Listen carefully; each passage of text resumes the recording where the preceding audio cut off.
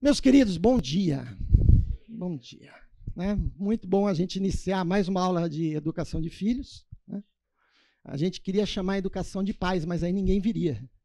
Então a gente chama de educação de filhos. E é bom ter vocês aqui conosco, principalmente porque a gente sabe que vocês estão buscando a vontade de Deus na educação dos filhos. Né? Então, a nossa faixa de idade, né, nessas 9 aulas que nós vamos ter, é de 12 a 17. Né? Você vai ver que ainda não é tarde, ainda há esperança. Né? Claro que é mais difícil se você começar agora, né? Mas Deus está no controle. Como a minha mãe gosta de dizer, a gente faz a nossa parte e o que a gente não pode fazer, Deus completa. Vamos orar? Pai querido, nós te agradecemos ao Senhor porque podemos estar juntos na tua presença, te agradecemos pela tua palavra, que é um manual para a nossa vida e para a educação dos nossos filhos. Te pedimos aqui, ó Senhor, que o Senhor venha estar usando a Rosana na aula de hoje, trazendo a mensagem que o Senhor tem ao coração dos pais. E, ó Pai querido, que nós sejamos mais do que somente ouvintes da tua palavra, ó Senhor, mas sejamos praticantes daquilo que o Senhor nos tem ensinado. Nos usa, ó Senhor Deus, que nós possamos ser instrumentos, Deus, na educação dos nossos filhos. Nós oramos em nome de Jesus, Senhor. Amém. Amém. Pode passar? Nós sempre gostamos de realçar, né, o objetivo do curso, que é atingir a plenitude da nossa vocação de pai ou mãe, a fim de conduzir os nossos filhos a um relacionamento genuíno com o soberano Criador. Descobrir como que a educação dos nossos filhos vai muito além das questões comportamentais. Então, mais do que ter uma criança educada, um adolescente, né, bem comportado, é nós entendermos e buscarmos entender o que vai no coração do nosso filho, porque é isso que vai fazer diferença. Né? Porque durante algum tempo a gente tem um certo controle, né? Mas esse, na verdade, é um controle externo. E o que nós queremos é que o Senhor trabalhe no coração dos nossos filhos. E para isso nós temos que ter um relacionamento com o Senhor. Né? A gente sabe que não tem função nenhuma dizer para o nosso filho, faça o que eu estou falando, mas não faça o que eu faço. Ok? Só para a gente entender como é que o nosso curso vai transcorrer, pode passar, Rô. Nós vamos ter, então, 9 aulas. A primeira hoje com a Rosana. Semana que vem, carreira e vocação com o Pedro. O Dante, no dia 15, sobre vestimenta. O Oswaldo Carreiro, conflitos da sexualidade. O Dante, novamente, dia 29, forma de pensar, a marca do anticristo sendo impressa. A Rosana, dia 5, relacionamento, pressão dos colegas e a santificação. Depois, no dia 12, saúde mental e ideação suicida, o Oswaldo. 19, a tecnologia e a relação com a ansiedade, a Rose. E no último domingo, 26 de junho, momentos de decisão, esperar ou ter pressa com o Pedro. Esperamos que vocês possam participar de todas as aulas. Nós discutimos nos últimos meses quais os temas que seriam trazidos para a aula e procuramos trazer algo que os pais têm pedido, né? Aquilo que eles têm, e também o que nós temos visto através do aconselhamento na igreja, dificuldades que os pais têm enfrentado. Então, essa é a ideia dessas aulas, ok? Não tem necessidade de usar o som aqui, é só realmente para gravar. E como a classe também é pequena, isso é, a classe, né, o ambiente é pequeno, isso também é uma vantagem, porque esse tipo de reunião, de grupo, é muito importante a participação de vocês.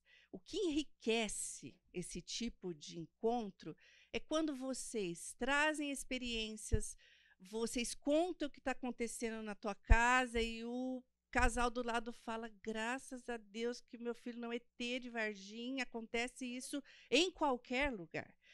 E isso é para confirmar a palavra de Deus, que a comunidade, ela se edifica de acordo com a palavra de Deus. Então, essa é a minha primeira palavra para vocês. Eu vou passar uns versículos, se eu não me engano, quase todos são de Provérbios. Passa, pega um, vai passando, pega um. Eu não vou pedir que você leia, eu não estou com isso aqui no roteiro para falar agora, quem pegou Provérbios 15, 23 vai ler. Não. Eu gostaria que, à medida com que nós vamos avançando na conversa, porque isso aqui é uma conversa, não é pregação, não é ministração, é bate-papo, à medida que avançamos nisso e você fala, puxa, eu peguei um verso que se encaixa, que é adequado, que é pertinente ao que estamos falando. Você vai balançar o papelzinho e você vai ler.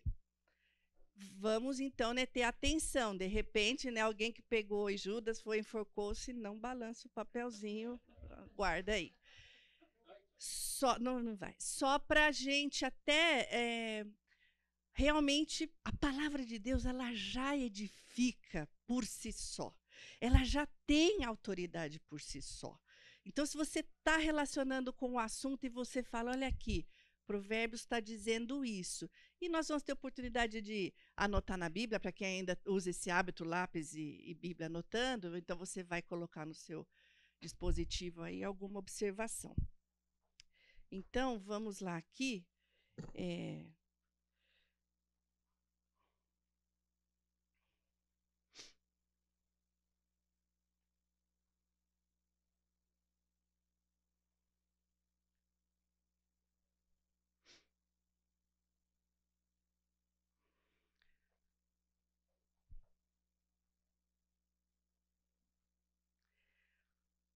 Há alguns anos eu estava numa cerimônia de sepultamento. E como é interessante sepultamento, né? A palavra de Deus diz que é melhor estar na casa do luto do que naquela casa que tem muita festa, porque você reflete, você pensa e aquela palavra te atinge. E eu estava no sepultamento de uma senhora, ela devia ter uns 85, 86 anos, e o pastor agradeceu a Deus a vida daquela senhora, e ele disse assim: esta senhora, esta pessoa, cumpriu a sua tarefa, pois os seus filhos não são pesados hoje para a sociedade. Ele disse, os seus filhos hoje não são pesados para a sociedade. Isso me fez refletir muito, muito. Porque você olhar alguns filhos e ver o que eles estão fazendo, ou as consequências que eles estão trazendo para a sociedade, em geral, você olha, então, e começa a pensar sobre a educação que eles tiveram, ou não tiveram, ou a formação que tiveram, ou a deformação que tiveram. E os filhos, de fato, são, na sua grande maioria, reflexo do que acontece no lar, ou que deixou de acontecer no lar.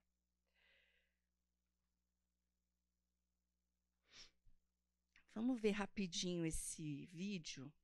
Vamos ver se vai sair um som. Tudo começou numa troca de mensagens e terminou de forma chocante. A polícia descobriu um plano criminoso de duas irmãs para assaltar o próprio pai.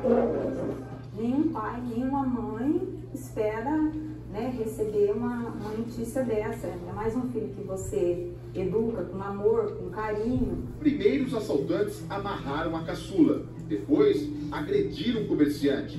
Chute, paulada e coronhada e pisar em cima da minha cabeça, bateram muito. Está sendo difícil digerir tudo isso ainda. É muito duro para uma mãe, né, passar o que a gente está passando. Antes de ser transferida para o presídio, ainda aqui na delegacia, a jovem se encontrou com o pai e com a mãe. Foram poucos minutos. O pai abraçou a filha, lhe entregou uma Bíblia, disse que a perdoava por tudo e fez um último pedido. Queria que ela pedisse perdão para a mãe. A jovem se recusou. Ela sempre vai ser a minha filha, independente do que ela fez. Eu queria aplaudir a minha filha recebendo um canudo de medicina. E o que eu estou vivendo hoje. Então, para a gente é difícil. É só Deus mesmo para estar confortando.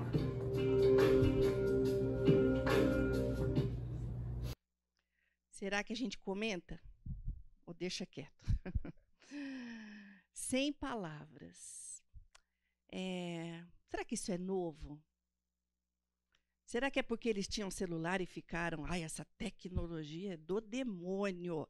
Ficou passando mensagem com o namorado para assaltar o pai. Será que é isso? Será que isso já não existe desde que o homem é homem e que o mundo é mundo e que a queda deturpou o nosso coração? E a nossa natureza humana tem essa tendência a fazer isso?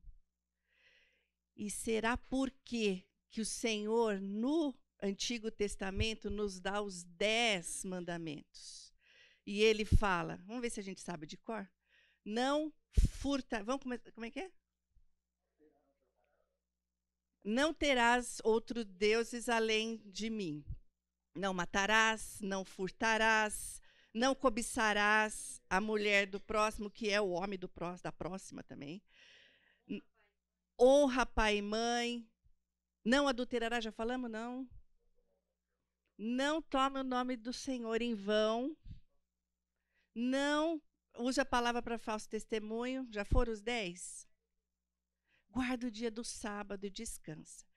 Então, tudo o que o Senhor falou não faça é porque a nossa natureza humana e tendenciosa, carnal tendenciosa, ela vai fazer. Eu tenho a tendência de furtar, eu tenho a tendência a adulterar, eu tenho a tendência a matar, eu tenho a tendência a não guardar o descanso, eu tenho a tendência carnal, natural de não fazer. E por isso que o Senhor falou, eu sei que você vai fazer, então o contrário eu vou mandar, porque o contrário você já vai fazer. Então, por isso que eu estou falando, não faça. Se algumas famílias observassem só um só mandamento, pinça um, e vamos observar, e vamos de fato obedecer, talvez não teríamos tantas pessoas presas. E aqui nosso foco é essa idade aqui dos adolescentes. A Organização Mundial de Saúde, ela faz uma definição de faixa de pré-adolescente à juventude. E ela começa dos 10 anos aos 19 completos. Dentro desta faixa maior, ela faz 3 divisões. Isso é a Organização Mundial de Saúde. Pré-adolescente dos 10 aos 14, a adolescência dos 15 aos 19 e a juventude de 15 a 24. Todos temos filhos encaixado nessa faixa? Sim, né? Aliás, só para eu saber aqui, alguém tem filho aqui maior que 18 anos? Maior que 18, ok. Mas está aqui nessa faixa dos 24. E hoje nós temos essa situação na população carcerária do Brasil. Esse dado é de 2021, 820 mil. 54% está dentro desta faixa etária. Quem sabe se as famílias batessem o pé firme em um mandamento assim, não, isso aqui não vai fazer mais nada, você só vai cumprir esse. Não vai furtar. Quem sabe essa situação aqui no Brasil não estaria diferente. Mas eu quero voltar com vocês lá atrás. Como é que essa história de dar uns mandamentos para a gente começou? Abraão, ele foi escolhido por Deus para formar um povo. Deus queria separar o povo dele. E ele queria separar um povo para que o adorasse exclusivamente. Deus é aquele que fala, não há outro, eu sou único, a minha majestade, ela é sobre toda a terra. Muito obrigada. E ele puxa para si, ele fala, eu quero exclusividade de você. Por isso eu quero te separar. E ele vai lá, pinça Abraão, nós não vamos entrar aqui no detalhe, porque Abraão, porque não José, é Abraão. O rei do universo escolheu Abraão, tirou ele da terra dele, da parentela dele e falou, você vai ser pai de muitas nações. Esse verso de Hebreus, vamos ler, porque esta é a aliança que firmarei com a casa de Israel. Depois daqueles dias, diz o Senhor, na sua mente imprimirei as minhas leis, também sobre o seu coração as inscreverei.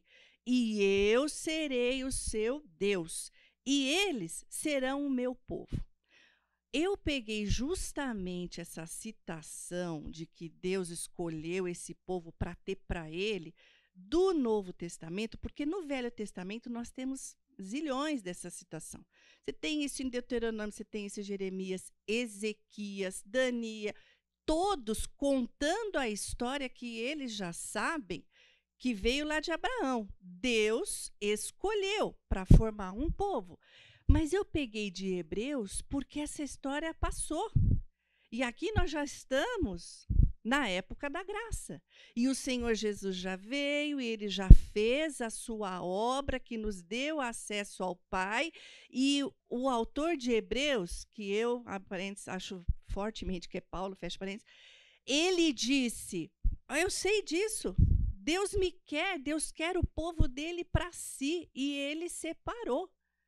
E ele fala, vou imprimir as minhas leis para que eles sejam separados, para parar com essa bagunça de idolatria. Eles têm que adorar só a mim. Falar sobre exclusividade, muitas vezes é difícil com os nossos filhos e para nós também. Às vezes, a gente quer exclusividade em várias áreas. Eu quero ter, homem é apaixonado por carro, né? Eu quero ter o carro que ninguém tem, com acessório que ninguém tem, é exclusivo, ele foi feito para mim, sob encomenda, é o meu, eu quero o exclusivo, ele é meu, só meu. Azul. Mulher também. Mulher, o que a mulher mais quer? Que não quer encontrar nada igual, que quer aparecer assim a princesa. O vestido. E você quer ter essa exclusividade. Você fala, aquilo ali só é meu, ninguém mais tem. Aliás, eu estou lembrando uma coisa engraçada. Aconteceu num casamento de uma prima minha. A minha prima, casando em São Paulo, convidou a minha família, é assim, espalhada no Brasil inteiro. Convidou um bando de gente, convidou uma prima também, uma tia, para ser madrinha, e convidou uma outra tia que morava em Cuiabá. Naquela época não tinha WhatsApp, naquela época não tinha grupinho de madrinha, naquela época ninguém ficava exigindo a cor da madrinha, né? Que vamos combinar com uma pressão, mas enfim. Tá bom, estamos lá na igreja, como chama aquela fila que entra as madrinhas? O cortejo. Está lá a cerimonial fazendo, e a de Cuiabá chegou um pouco atrasada, não sei o quê. No que ela olhou, a cunhada, o vestido não era parecido, era idêntico. Mas pensa uma coisa assim, ela já fez assim. O que aconteceu? A que é de Cuiabá, muito de boa, cristã também, ela falou, naquela época usava, tomara que caia com um boleirinho. Tudo bem, arrancou o bolero e foi. Aqui não era cristã, mas passou aquele casamento assim, com aquele bico no altar, porque o dela não era exclusivo, porque não foi exclusivo. E a gente quer exclusividade só para essas coisas. Quando Deus fala, eu quero você só para mim, será? Será mesmo? Eu não consigo me entregar para Ele totalmente, Ele não pode ser só Ele, o meu Deus. As outras coisas eu quero que vocês escolham, mas eu, para Ele, eu não consigo. Então, pensemos nesse primeiro mandamento aí, não terás outros deuses além de mim.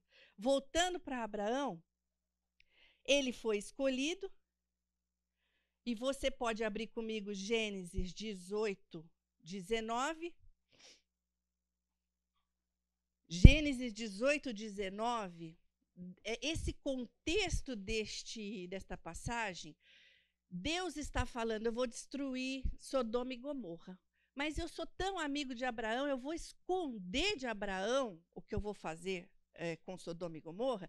Então, ele está falando sobre Abraão e não com Abraão, e ele fala, porque eu, Deus, o escolhi Abraão, para que ordene a seus filhos e a sua casa depois dele, a fim de que guardem o caminho do Senhor e pratiquem a justiça e o juízo, para que o Senhor faça vir sobre Abraão o que tem falado a seu respeito.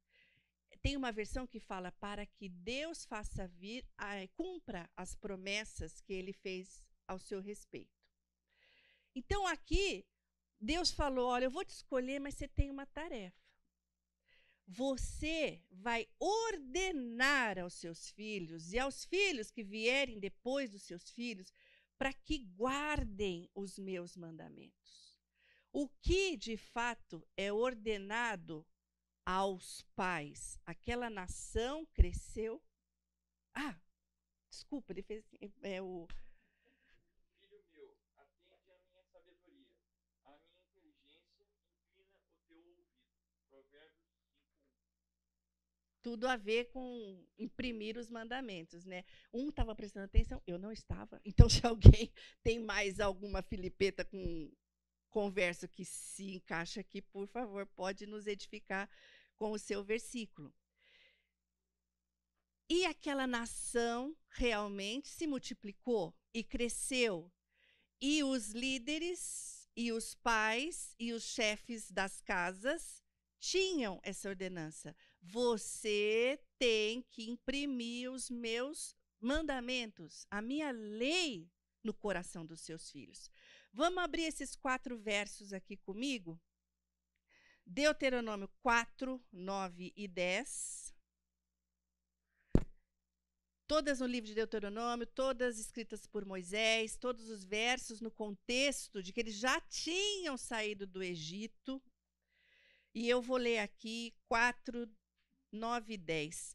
Tão somente guarda-te a ti mesmo e guarda bem a tua alma, que não te esqueça daquelas coisas que os teus olhos têm visto, e se não apartem do teu coração todos os dias da tua vida, e as farás saber a teus filhos e aos filhos dos teus filhos. Quem são os filhos dos teus filhos? Vovô, você tem que participar da educação dos seus filhos, dos seus netos? Eu só estou lendo, tá? Não venha assim, mas minha sogra... Eu li, estou lendo. Não tem nem interpretação aqui, não precisa nem ver no original, viu? Não te esqueças do dia em que estiveste perante o Senhor, teu Deus, em Horebe, quando o Senhor me disse, reúne este povo e os farei ouvir as minhas palavras, a fim de que aprenda a temer-me. A temer a quem? A Deus. Todos os dias que na terra viver, e os ensinarás a quem? Deuteronômio 6, começando do 1. Estes, pois, são os mandamentos, estatutos e os juízos que mandou o Senhor teu Deus, se te ensinassem a ti, né? Que fossem ensinados a você, para que os cumprisses na terra que passas a possuir, para que temas, conjunção de finalidade, para que, com o objetivo de, com o propósito de, tem um propósito, para que tema ao Senhor seu Deus e guarde todos os teus estatutos e mandamentos que hoje te ordeno. Quem? Tu e teu filho e o filho do teu filho. Aí ele de novo. Todos os dias da sua vida, e os teus dias sejam prolongados. Deuteronômio 17, 19. Aqui, ó. Bingo, deu aqui, ele faz assim, eu acho que é bingo. Vai. Ouve, filho meu, aceita as minhas palavras, se multiplicarão os anos da tua vida. Provérbios 4, 10. Aí, perfeito. Aqui do lado.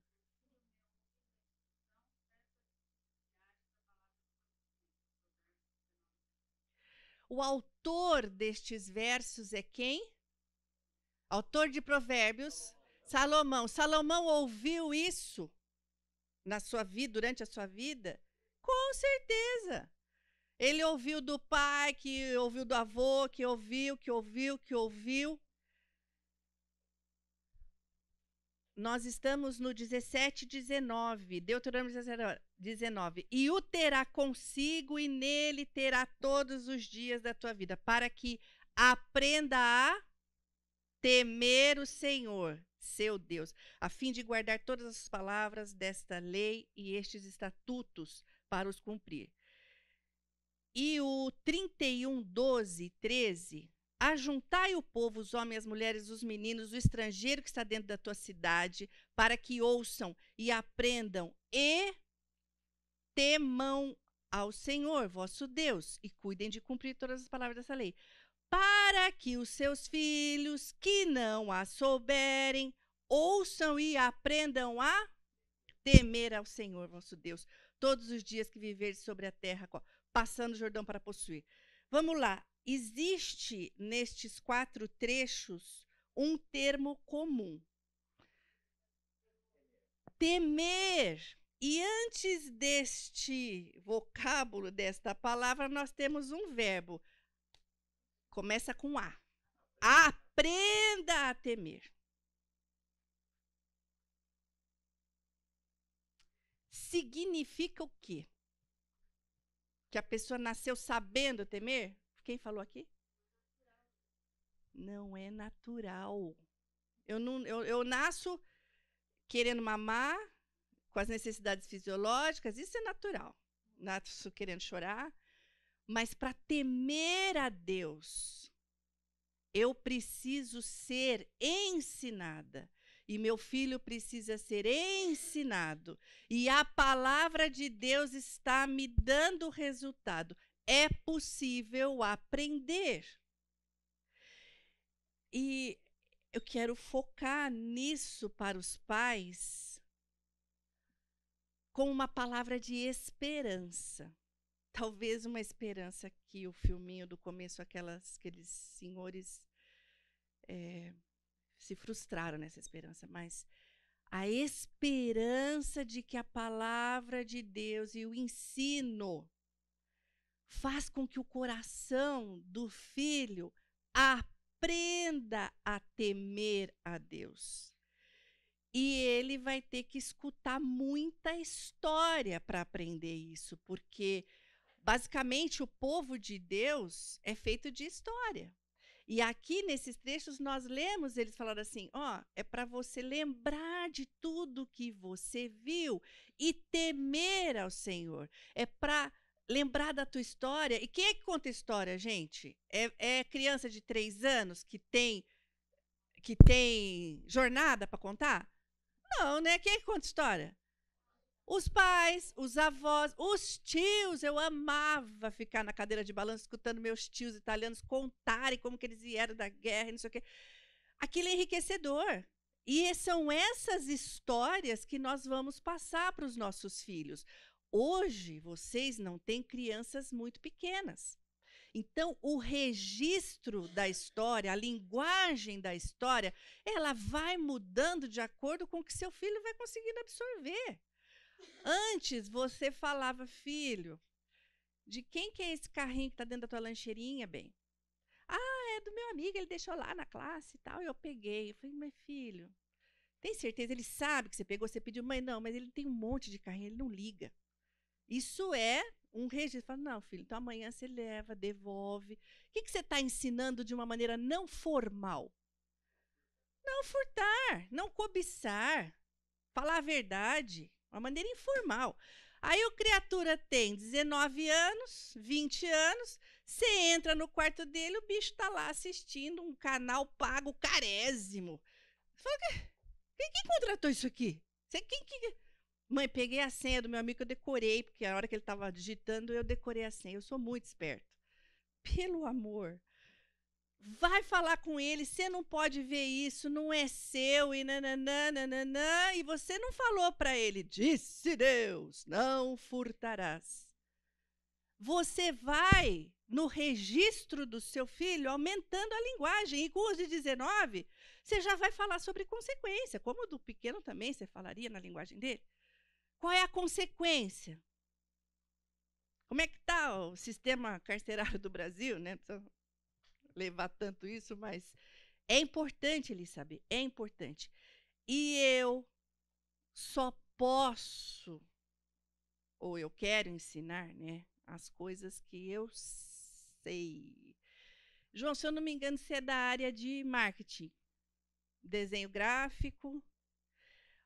Eu sou louca para aprender uma coisa. Eu posso pedir para você me ensinar? eu queria saber como que eu faço um transplante de rim. Você me ensina? Agora tem o Google, né? Que vai ensinar a fazer transplante de rim. Doutores, perdoa, porque não sabem o que fala. Nós temos as pessoas da área de saúde aqui. Vai, gente, me ajuda, senão eu não consigo correr. O João pode me ensinar a fazer o transplante de rim? Muito bem, porque você não falar o que está aqui, eu não mudo o slide. Não pode me ensinar. Por quê? Porque ele não sabe. Você vai ensinar seu filho a temer ao Senhor? Você teme ao Senhor? Você tem essa noção dessa grandeza de Deus? Você tem contato. Você usa do acesso dado pelo Senhor Jesus para você acessar a Deus de uma maneira que se relaciona com o Rei do Universo, mas não chamando ele de parça, meu brother. É agradecendo pelo acesso dado pela cruz e reconhecendo a magnitude daquele que escolheu se relacionar com você. Abre comigo em Isaías 40.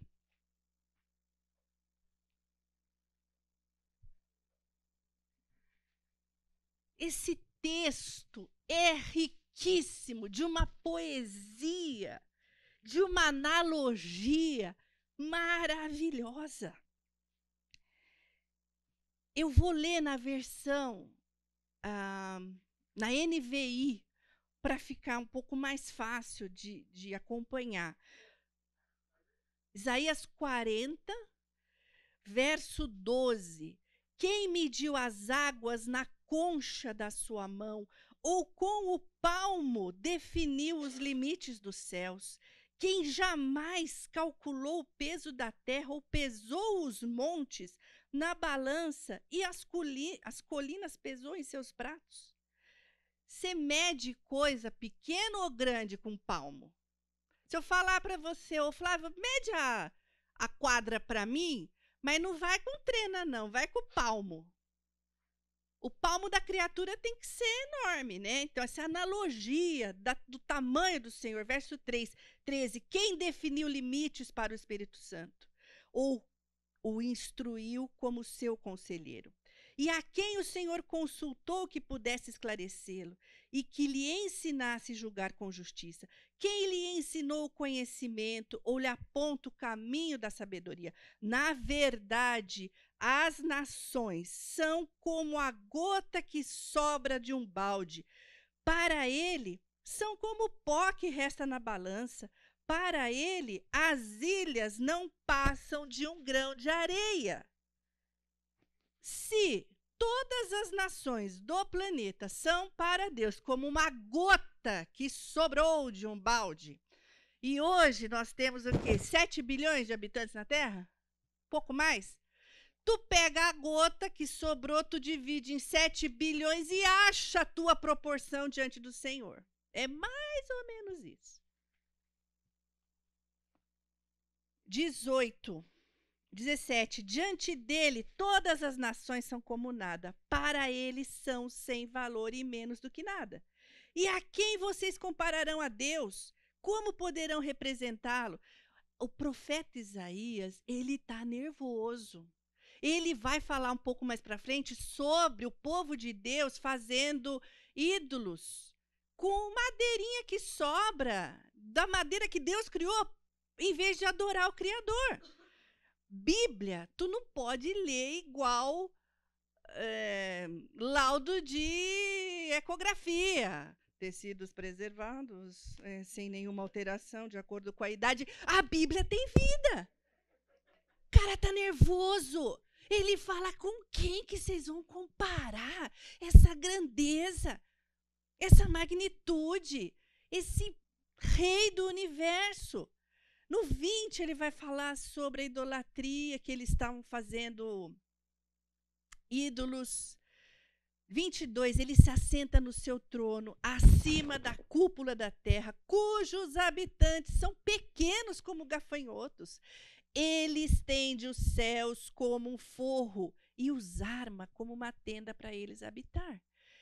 23, ele aniquila os príncipes e reduz a nada os juízes deste mundo, aqueles que têm muita autoridade e que mandam no mundo.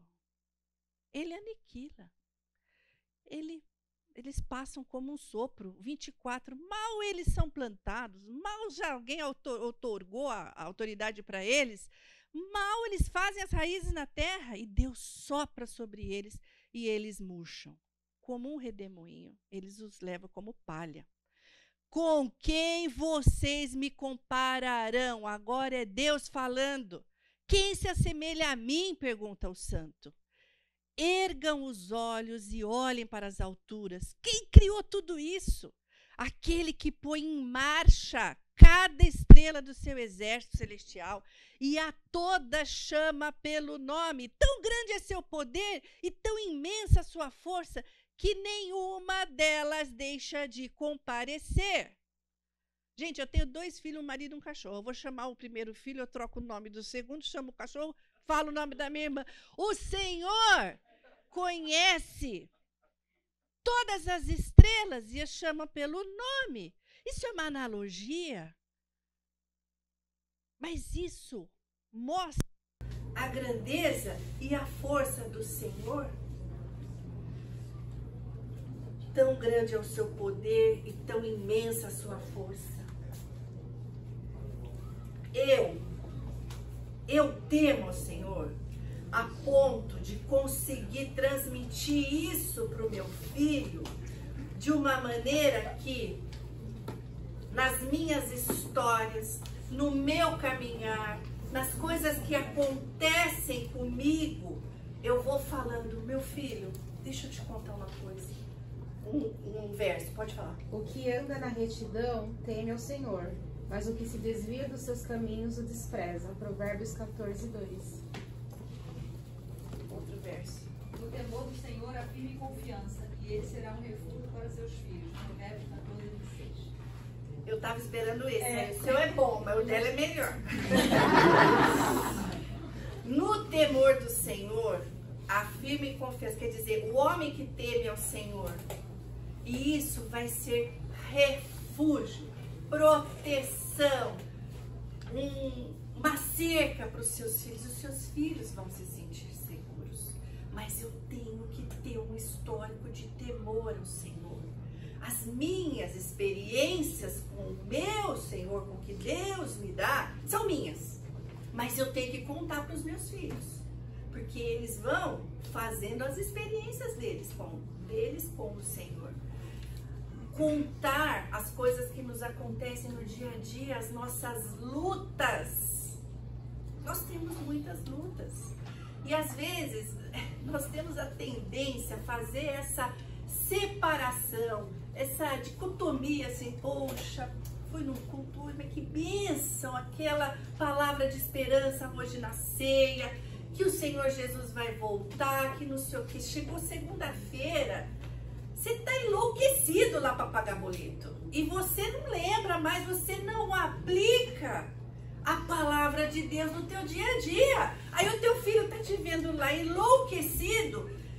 E vai ser o quê? Vai quando você for sentar com ele para ler a Bíblia um dia, no mês, é isso? Não. O ensino do temor do Senhor é passado nas tuas histórias.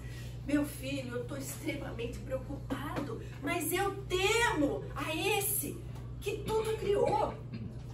A autoridade dele na minha vida. Eu não gosto de muita coisa que ele faz. Eu mesmo desconfio, eu fico abalado, meu filho. Mas a palavra de Deus me diz que eu tenho que temer a sua autoridade. Você vai aproximar a tua vida, o teu relacionamento com o seu filho, contando isso. Só para acabar e ir para o intervalo, A minha primeira decepção com a autoridade de Deus, com esse que manda em tudo, que resolve o que vai acontecer, o que não vai acontecer, eu tinha uma idade muito madura, eu tinha 8 anos. E eu fiquei decepcionadíssima com Deus. Porque eu amava a festa junina, adorava a festa junina. Vestir de caipirinha e comer aquelas comidas maravilhosas, aquela pesca, não sei o que, não sei o que. E estava tudo pronto, a gente enfeitou todo o colégio. E meus tios, esses que me ajudaram na minha formação, na nossa criação, eles estavam em casa e nós íamos para a festa. E caiu aquela chuva, mas uma chuva em Campinas que destruiu muita coisa. Ou seja, a festa foi cancelada. Eu aprendi a duras penas que Deus é o manda-chuva. Ponto. Não sei se aqui vocês lembram de um desenho que tinha um monte de gatinho? É o manda... ainda passa? Não sei se tinha o Batatinha e tinha o manda-chuva. Aquele dia eu entendi o que era manda-chuva. Eu entendi o que era, eu fiz a relação de quem manda, quem faz e acontece. Então, bom, aquela decepção, lógico, hoje eu elaboro muito mais o que eu senti. Mas eu conto isso para os meus filhos. Contei quando eles eram pequenos num registro, conforme eles foram subindo eu fui contando. Hoje eu conto, eu falo, Deus, eu não estou concordando com essa autoridade que o Senhor está tendo sobre a minha vida e está mandando essas coisas. Eu não concordo, não há mão nenhuma em falar isso. Davi, os salmos de Davi são cheios de manifestações, de expressões. Davi falando, me ajuda, vem logo, o senhor está dormindo, vem me socorrer, porque essa situação eu não estou gostando. Isto é mostrar e se relacionar com o seu filho e fazê-lo temer a este Deus.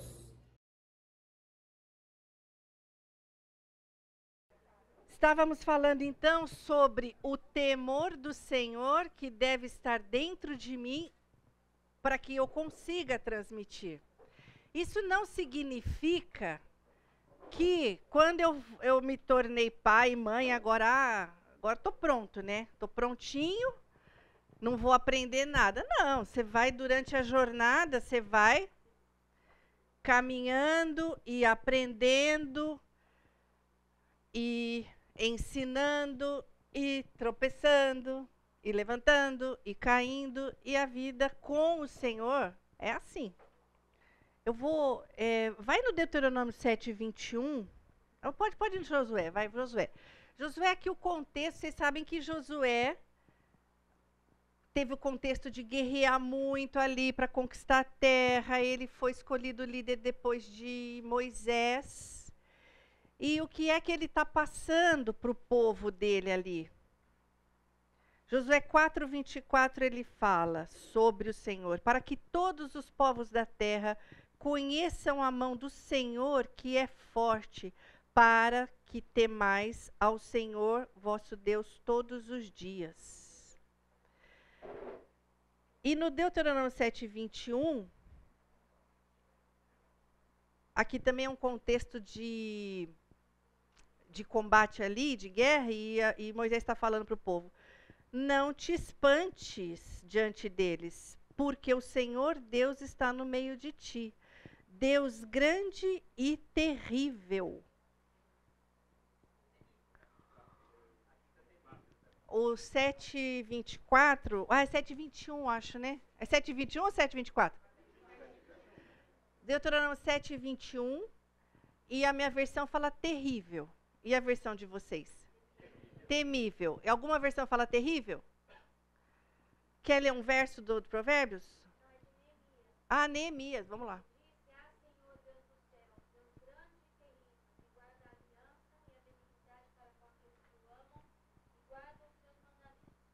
Tem diferença entre temível e terrível?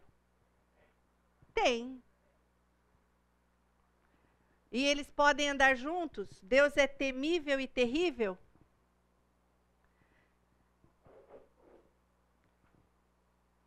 Temer. essa palavra, ela tem a sua raiz na palavra medo mesmo. Não precisam ter medo de falar que ela tem medo. É medo. Temer é ter medo. No caso de Deus, é respeitar a ponto de reverenciar. Eu respeito tanto ao Senhor que isto vai me levar a adorar a Deus. Hebreus 13. Será que é Hebreus 13? Terrível coisa é cair. Você não sabe esse verso? Google aí para mim. Hebreus, acho que é 13, não? 4. Terrível coisa é cair na mão do Deus vivo. Hebreus 10, 31. Lê, Alexandre. Complicou. Então vamos falar de cor. Terrível coisa é cair na mão do Deus vivo. Porque Deus não está para brincadeira. Eu estou temendo, eu estou fazendo o que Ele manda, eu estou tentando, e quando eu me desvio, terrível coisa é cair na mão do Deus vivo. Abraçar as consequências que o Senhor propõe para mim, porque eu já sabia dos seus mandamentos, é terrível. Tiago, abre lá em Tiago. Esse aí não precisa googar, porque o Tiago é pequenininho e eu vou aqui e vou achar. Tiago não, acho que é Gálatas. Ixi, vai ter que googar. De Deus ninguém zomba, porque aquilo que ele semear... Muito bem, nós sabemos o verso e agora cadê a referência? Aí, Gálatas 6, 7. Não vos enganeis, de Deus não se zomba, pois aquilo que o homem semear, isto também ceifará. Uai, né? Você está olhando e fala, mas quando que essa fofa, essa louca vai começar a falar o que eu tenho que ensinar para o meu filho? Graças a Deus, alguém está prestando atenção. É tudo o que você está aprendendo, internalizando, vivendo com o Senhor. O teu filho é teu primeiro discípulo.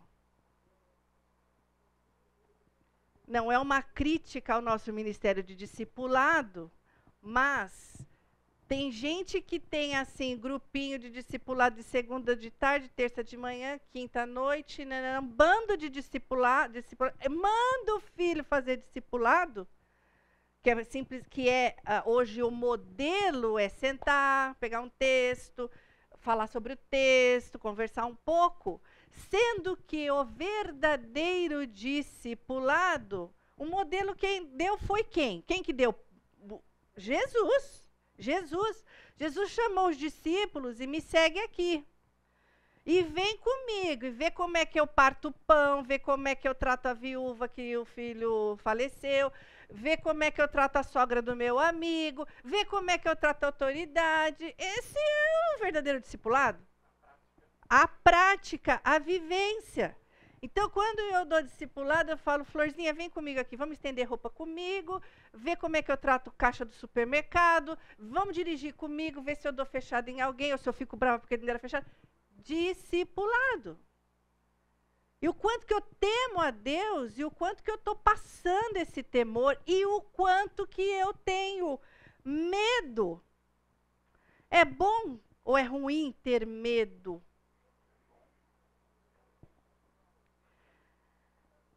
É bom. Aqui falar é bom, não estou falando que é bom. É bom, falaram aqui. É bom ou é ruim? Depende, gostei do depende. Quem falou depende, pode, por favor, nos agracie com uma explanação.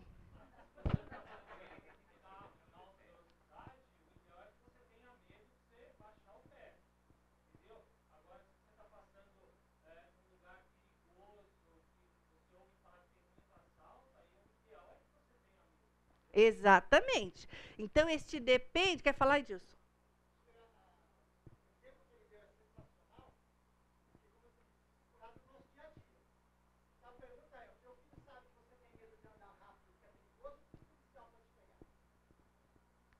Boa pergunta, né? Eu tenho medo por causa do que eu realmente estou fazendo e pode dar uma consequência de bater no carro, alguém se machucar, ou eu tenho medo da papeleta que vai chegar em casa, pela punição?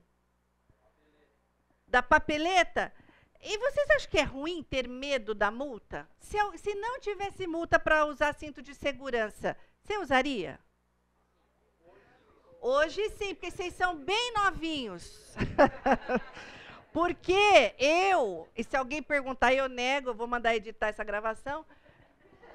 Gente, eu levava bebê de colo amamentando no banco da frente. Não tinha. Não estava desobedecendo a lei dos homens. Não tinha lei de cinto de segurança, nem criança atrás. Inclusive, graças a Jesus, que eu não tinha dinheiro para comprar essas cadeirinhas caras hoje. Que tem, eu nunca precisei comprar, porque não usava as cadeirinhas, mas pode ser um temor, um medo, bom, poxa, eu vou levar uma baita de uma punição. Ou eu estou vendo a consequência e não vou fazer. Agora, pois não. No caso da multa, ou a norma, a lei dos homens, seria uma palavra. Se você desobedece à norma, você pode também desobedecer a palavra, mas ele vem em cima. Sim, a contribuição dele é que você está vendo a lei dos homens, mas o Senhor também manda obedecer a lei dos homens.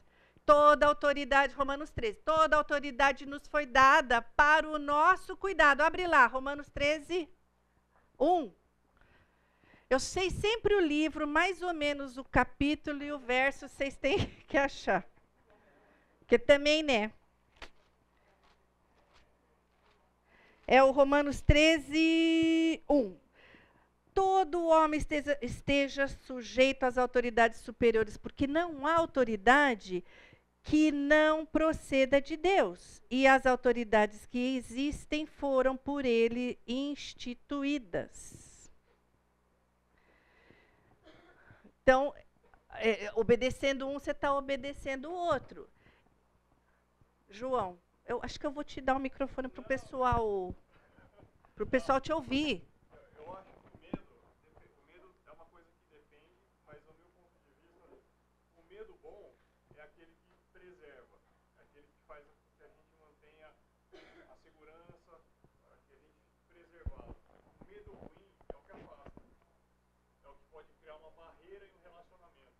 Eu quero que os meus filhos temam a minha ordem, que me respeitem, mas eu não quero que eles tenham medo a ponto de não se relacionem comigo de uma forma carinhosa. Vamos separar o que você está falando, que a sua contribuição é muito importante.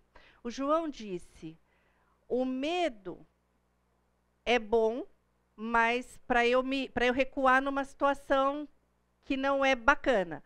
Mas eu não quero que os meus filhos tenham medo a ponto de colocar uma barreira no relacionamento. Muito interessante isso que você falou. Vocês entenderam?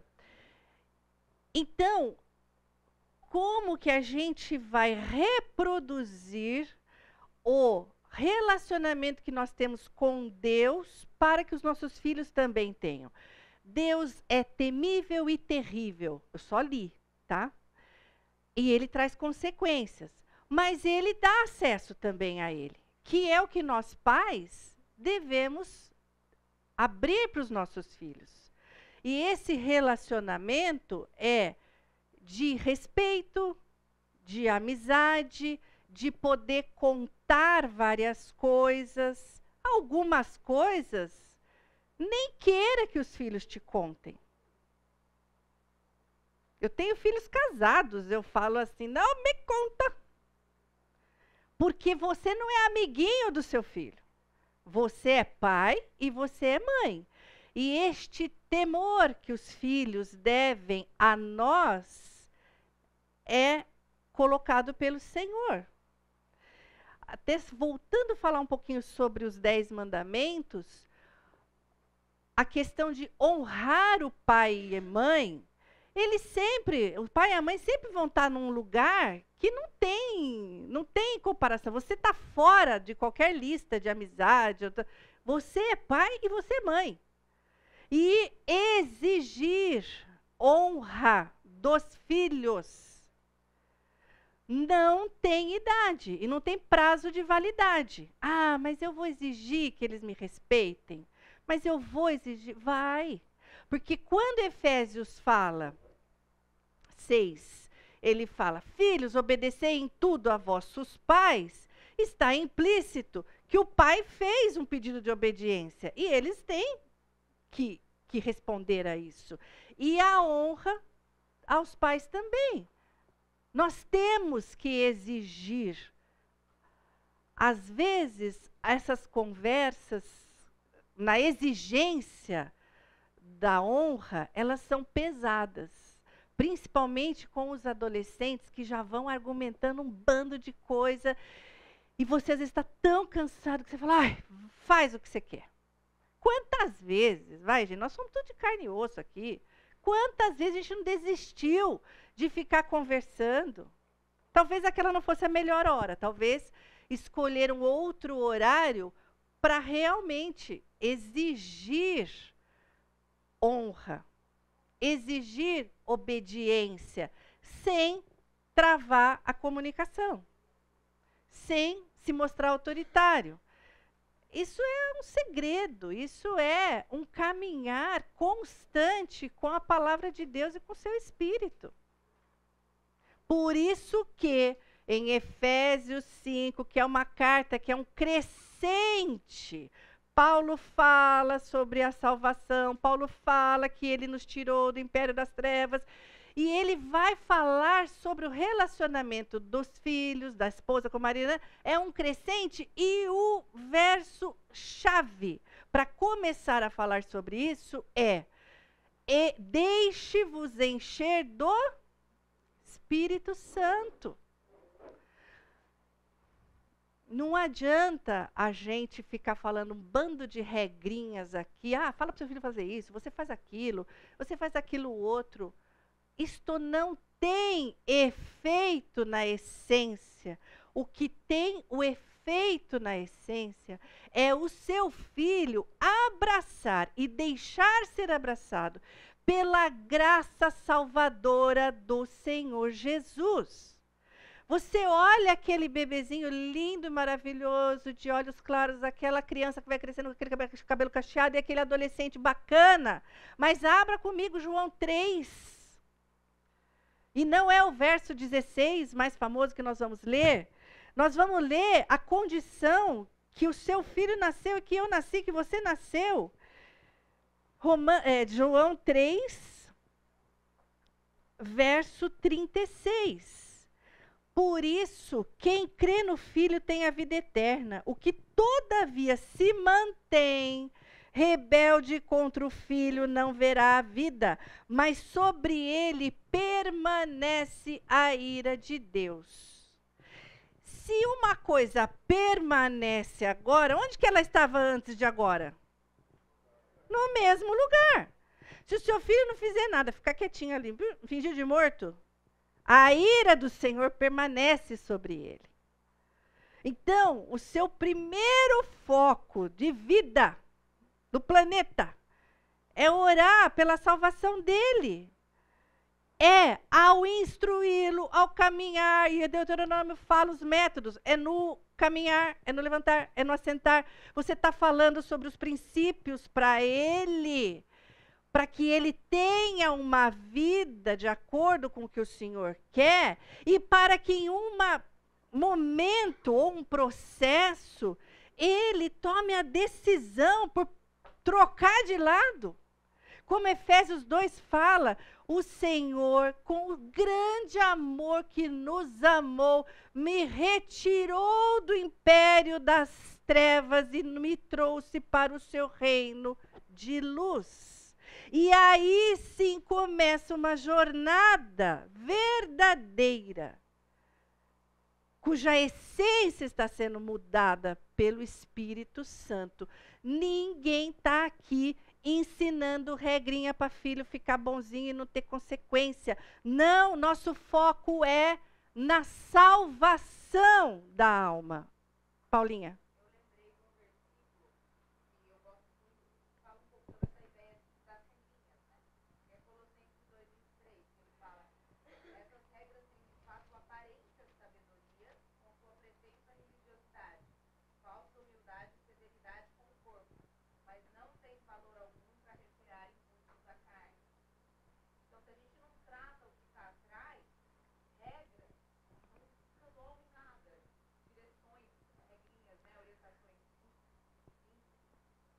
Bom comportamento, né?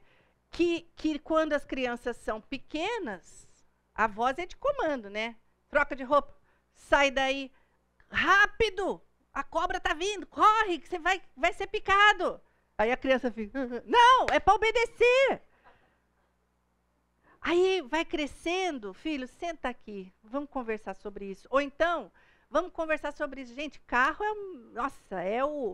é a sala de reunião do Espírito Santo, dos anjos, do demônio, é tudo ali. Tudo ali, porque a gente anda muito, né? E é ali que você fica sabendo, é ali que você conversa, é ali que você se derrama. E você fala um bando de coisa que você está sentindo, para que haja proximidade, para que, com respeito, temor e honra, cresça essa confiança no meu pai que, puxa vida, ele é como eu. Ele não é um semideus que fica falando tudo que eu não posso fazer, que fica impondo uma autoridade que, ele nem acredita em nada disso do que ele faz. E o adolescente vai sim apontar essa incoerência, o jovem vai apontar essa incoerência, e eles são instrumentos de Deus na nossa vida, como somos na deles.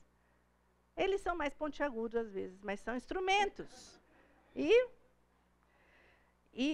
são usados. Mas esta nossa humanidade buscando o Senhor, é muito importante eles conhecerem. Gente, não tem nada a ver com o que eu ia falar, eu já troquei o roteiro. Vamos para Hebreus 4. Porque isso é preciosíssimo. Hebreus 4, ele fala para a nossa humanidade. Você não está passando isso sozinho. Quantas lutas com os filhos nós temos e sabemos. E às vezes, você vai fazer tudo isso. E é 100% de certeza que o seu filho vai estar sempre no caminho do Senhor? É 100%?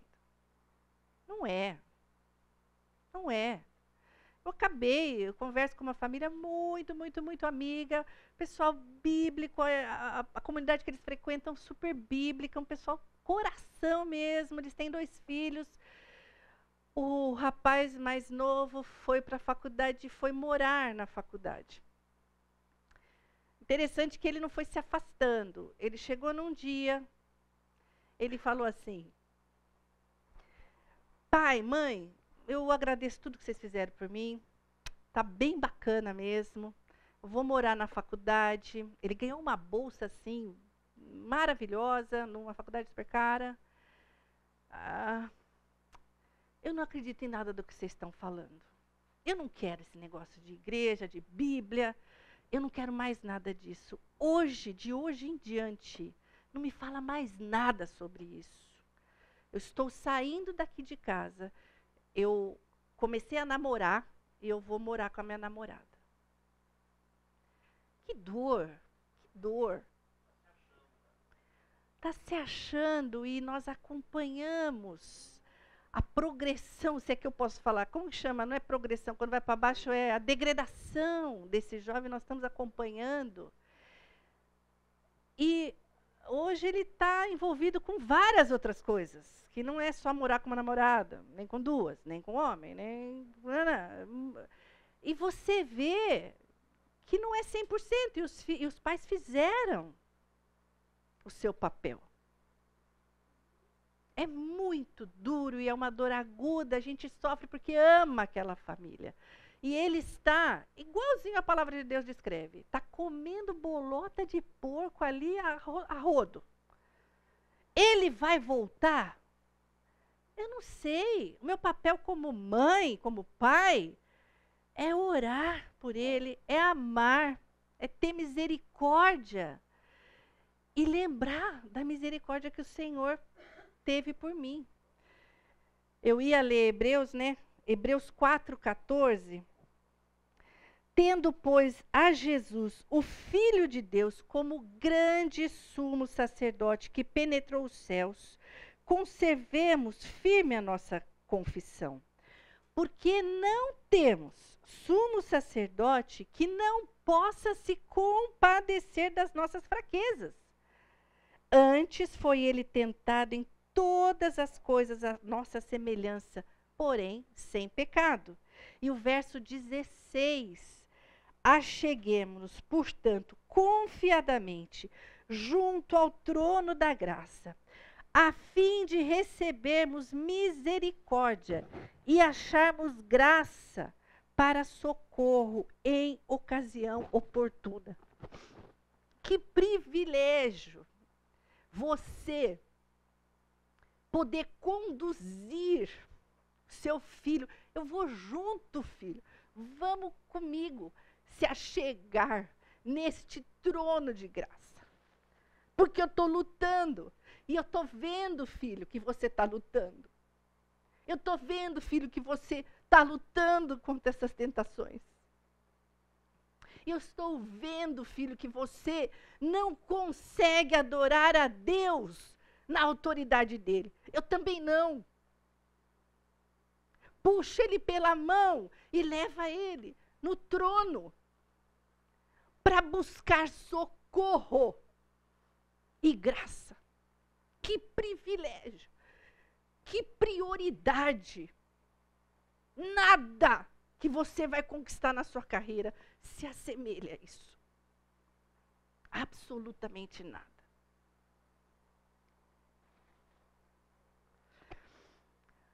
Senhor, a tua palavra, ela é tão poderosa.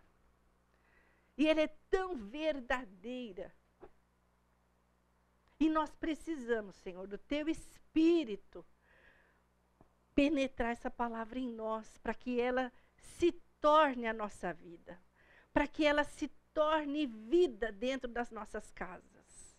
Os nossos filhos necessitam da tua misericórdia, como o Senhor derramou na nossa vida.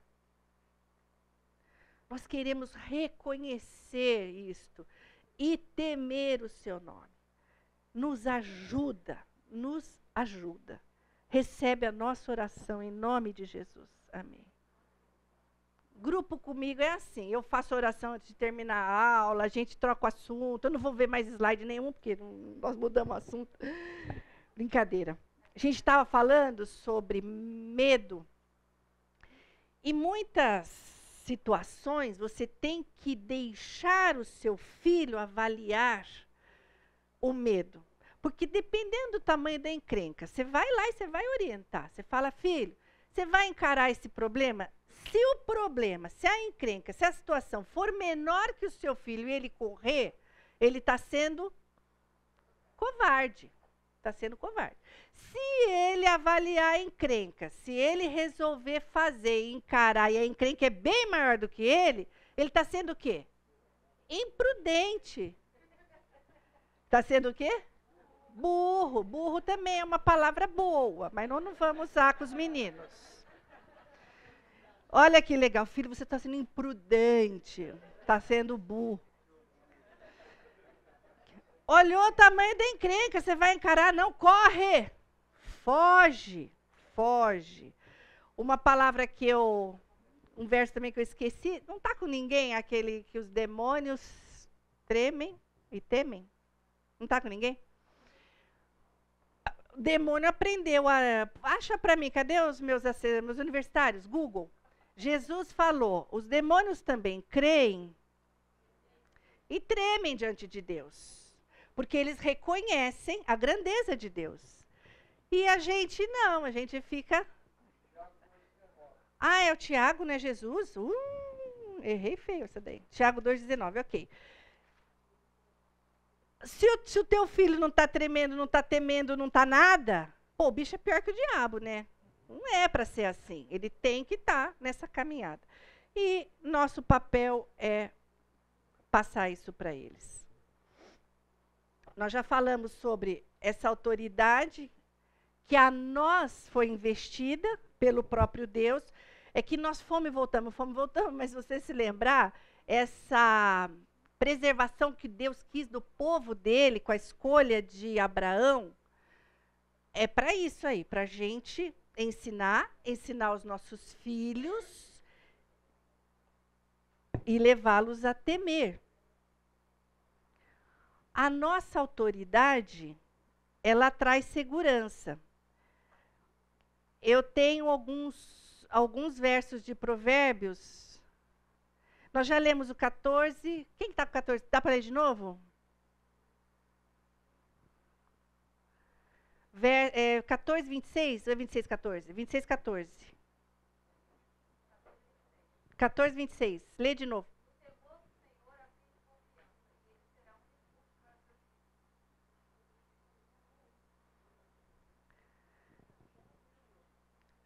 Sobre esta, voltando um pouquinho aqui, então ele fala sobre a segurança.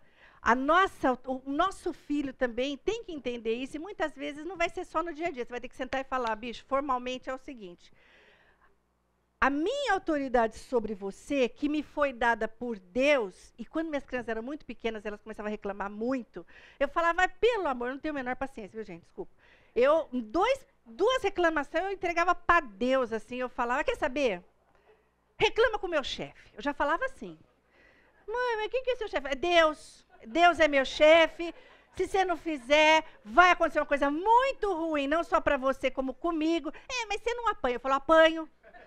Eu apanho. Mas como que você apanha? Aí começa, né? Mas como que você apanha? Eu apanho no meu coração.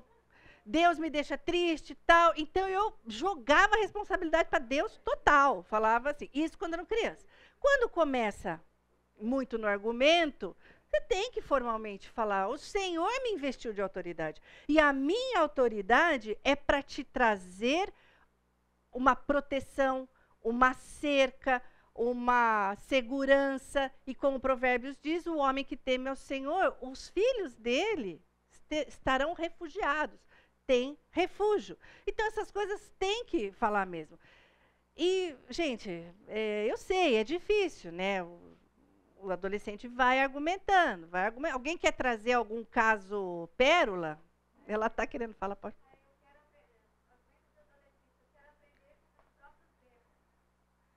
Ai.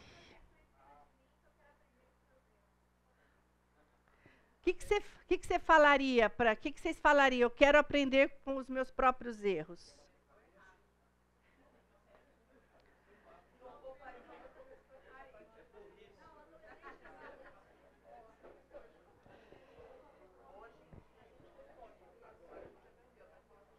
Vai falar com o chefe.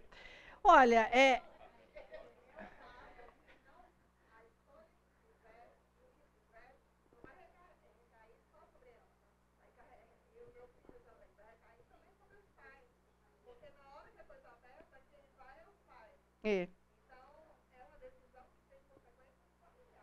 ela está contribuindo assim, ela fala, você não pode escolher isso, porque isso aqui vai trazer consequência, não é só para você.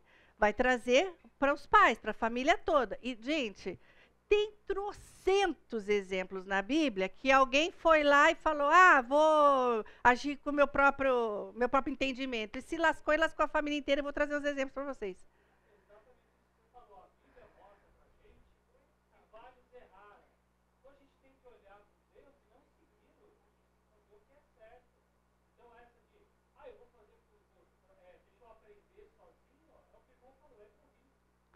Então, isso deixa eu aprender sozinho, e lógico, eles falam mesmo, a gente vai desde pequenininho, né, falando, olha, gente, para fazer um bebê, precisava de 2. Tá, se você não é bebê de proveta, precisou de 2, tá? E eles tinham que estar juntos no mesmo lugar, na mesma hora. Então, você já vai explicando assim, para fazer um, precisa de 2. Para educar esse mesmo um, os 2. Olha que legal. Às vezes eu vejo umas coisas da Bíblia e falo assim, não dá para falar glória a Deus, você tem que falar óbvio, né? Quer dizer que quem já andou no caminho vai mostrar o caminho para quem ainda não andou?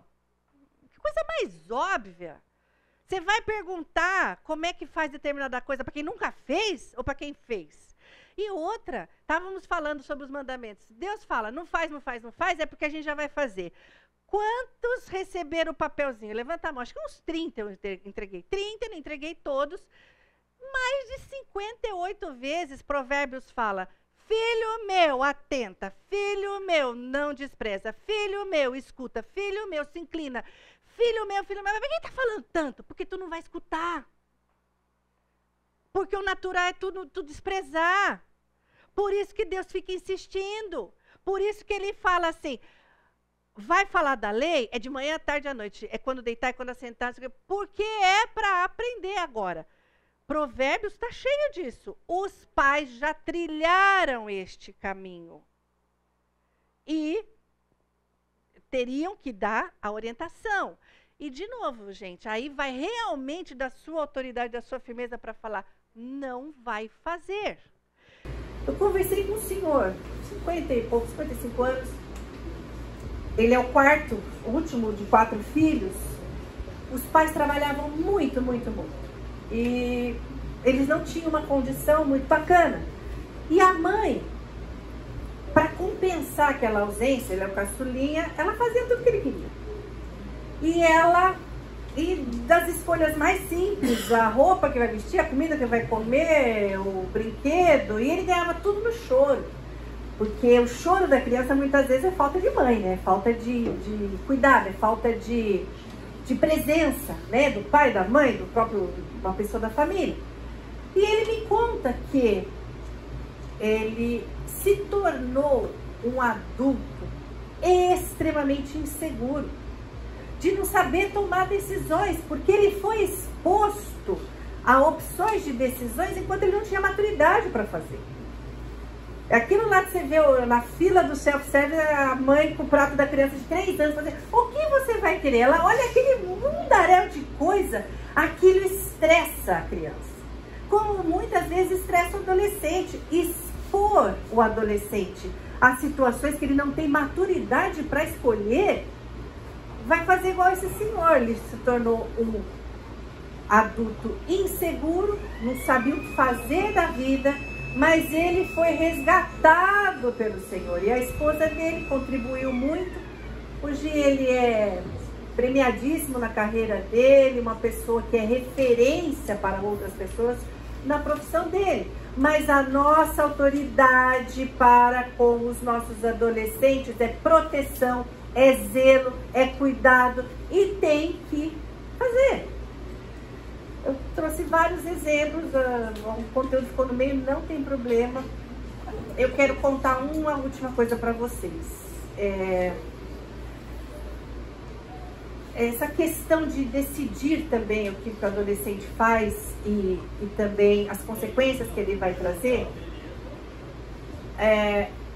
A nossa filha, eu acho que ela tinha de 18 para 19, 17 para 18. E eu não cresci num lar cristão. Minha mãe se converteu, já era adolescente. Eu carrego muitas consequências de não ter tido autoridade enquanto eu era criança. Porque você dá uma perdida ali até que você se apruma e, lógico, é o resgate do Senhor. Mas eu trago marcas terríveis. Eu perdi, acho que o melhor emprego da minha vida, porque eu falei pro meu chefe, eu não vou fazer isso aí não, bati a porta e perdi. Falta de conhecimento, de temor, de tremor da autoridade. Mas a nossa filha, eles foram criados aqui dentro e era domingo de manhã, coisa mais linda, né? Porque domingo de manhã a coisa pega em casa, né? Você tá lá, gente, a boca do horário, vamos lá, vamos lá. Ah, eu tô pronto, só vou escovar o dente. Eu olhei e falei, mas com esse short você não vai na igreja. É por quê, mãe? É por quê? Vai trocar essa roupa. E tô lá, nananã. Vambora, vambora. Vai trocar essa roupa. Não, mãe, eu não vou, eu vou com esse short. Bom, parênteses aqui, né? Existe uma adequabilidade de vestimenta. Você não vai com o seu longo bordado de paetê, com as freiras francesas bordaram na praia. Mesma coisa, você não vai pegar o teu biquíni de crochê e não vai pra igreja. E tem roupa que você não vai nem ter no armário, né? Porque falta tanto pano que não precisa. Mas existe essa decoração. Eu uso uma havaiana ali, não vou num casamento, não vou de terno pra praia, como eu não vou. Tudo bem. Eu olhei e falei, você não vai. Terceira vez. Vai trocar essa roupa que nós estamos indo pra igreja. Não, eu não vou. Eu vou com essa roupa. Eu já decidi. Aí subiu aquela mansidão. Aí você sai do corpo e volta. E o maridão e o filho do carro. Não. Bom, eu peguei o braço dela e olha, só um detalhe. Ela é minhonzinha, ela não é, né, toda tchutchulona, assim, que ia chamar a atenção, mas nós tínhamos um padrão claro. Eu peguei no braço da criatura, eu sentei ela na cadeira, ela tá com dor nas costas até hoje. Pá, eu falei, e ela falou assim, eu já decidi e você é muito radical. Catei o braço dela, eu sentei, eu falei, nunca mais você me chame de radical.